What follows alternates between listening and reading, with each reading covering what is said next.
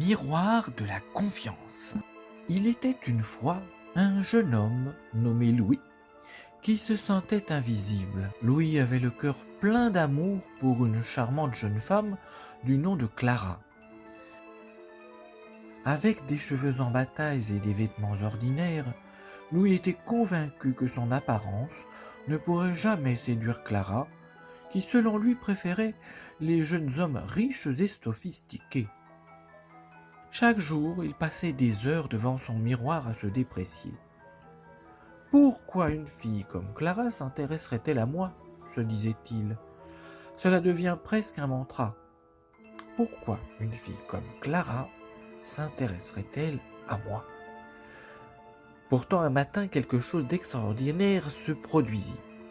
Alors qu'il se tenait devant son miroir, le reflet ne se contenta pas de reproduire ses mouvements habituels. Il commença à bouger de manière indépendante. « Bonjour », lui dit le miroir dans une voix douce et rassurante. Louis, bien sûr, sursauta, croyant rêver. « Ne sois pas surpris, je suis ici pour t'aider », ajouta le miroir.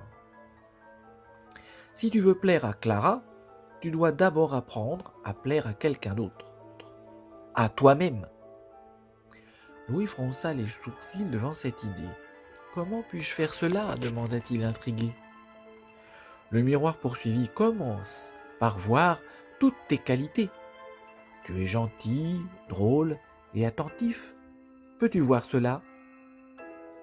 Louis hésita un peu, puis finit par hocher la tête. « Oui, mais... » « Pas de mais !»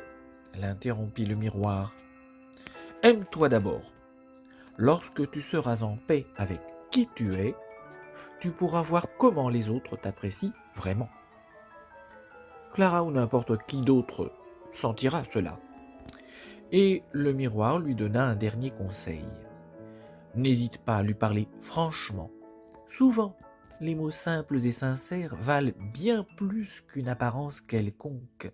Inspiré par les paroles du miroir magique, Louis prit une grande inspiration et avec le temps apprit à s'aimer davantage. Lorsqu'il parla enfin à Clara, il sut être authentique et sincère. Leurs conversations devinrent régulières et il découvrit que Clara appréciait sa personnalité unique et son humour. Comme l'avait prédit le miroir, ce qui comptait le plus était sa confiance retrouvée et son vrai moi.